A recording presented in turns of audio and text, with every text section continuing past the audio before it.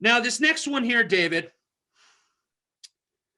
the Los Angeles Chargers go to Cleveland. They win this game 30-28. I'm going to say two things, and I'm going to hand it over because I know you have very strong thoughts on this game. All I have, because I was rooting for you guys as an anti-Chargers stance. You and I had a funny I thought it was funny anyways. I understand it probably wasn't at the time for you. I texted you, Staley's going to Staley.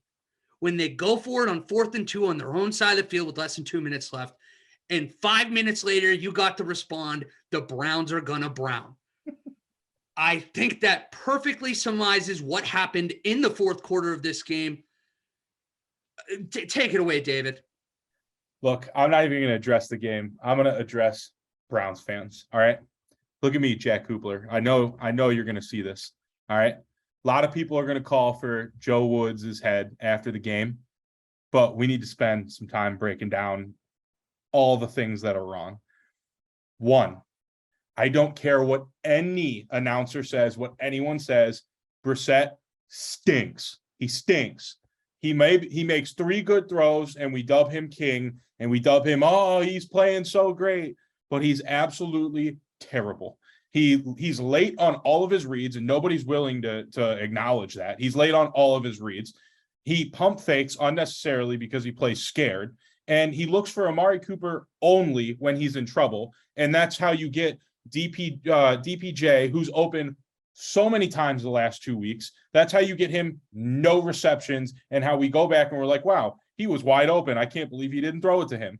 And by the way, he's had 3 opportunities for late fourth quarter comebacks and ended all the games with 3 interceptions. He is a game manager until there's any kind of pressure at any point in the game, and then he's terrible. And he probably practices with Carson Wentz all offseason, and he's worse than Wentz, because I know for a fact if Carson Wentz was looking at 20 free yards to run, he would have ran the ball into the end zone instead of forcing into quadruple coverage. And that's the same guy who threw an interception in the end zone to end a game this week. That's just one. 2, let's talk defense. Since 2020, John Johnson has a coverage grade in excess of 70 4 times. It's been below 60 7 times. John Johnson stinks. We overpaid him. He's supposed to be a top 10 safety. He's not. He's constantly the problem when we have miscommunication, blown coverages. Every game, it's his fault. Every time, he stinks. 3, the defense is quite literally built around the defensive ends. And when they aren't 100%, you know it, because this defense feels it.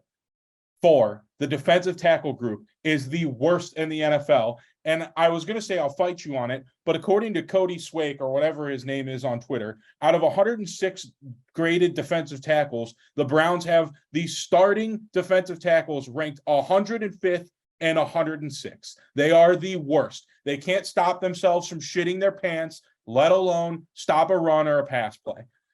The linebacker, 5, the linebacking crew, top 10 worst in the NFL to start the season, top 5 terrible without Walker, who's down and out for the season. Now, after I thought about this rant and wanted to make this rant, we go and we trade for Deion Jones, who has a injury history, but may actually make this linebacking crew somewhat reasonable again.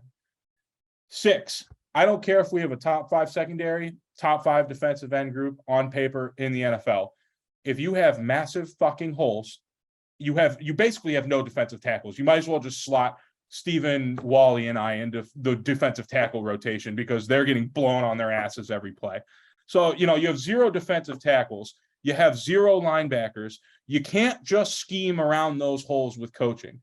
And, oh, by the way, Joe Woods had the Browns defense stopping the Chargers on 7 of 10 third downs, both 4th down opportunities. They held the Chargers to 2 of 5 in the red zone, and they only gave up 3 fourth quarter points. The Browns just scored 0. This defense has been bad all year long, but every single game they've given the offense the opportunity to win the game, and we have failed in every single one of the losses. This offense yesterday missed 2 field goals, and Brissett missed 3 open receivers to extend drives, that would have netted points. So you leave at least 12 points on the field because of mistakes from the offense and special teams. I'm just so tired of the reactionary fire everyone takes. It goes back to what we were talking about Mike Tomlin. Recognize what you have, learn the roster, watch the games, don't get reactionary because you're passionate as a fan. Joe Woods is not the problem. And I repeat, Joe Woods is not the problem. He's 20% of the problem. He's not without blame. But team building and injuries are 80% of the problem. And you can mark it down as a fact that it's 80% because Andrew Berry wouldn't have walked away from that game and an hour later had a trade on the table for a linebacker. That is how bad we went into the season without certain roster holes. End rant. The floor is yours, Wally.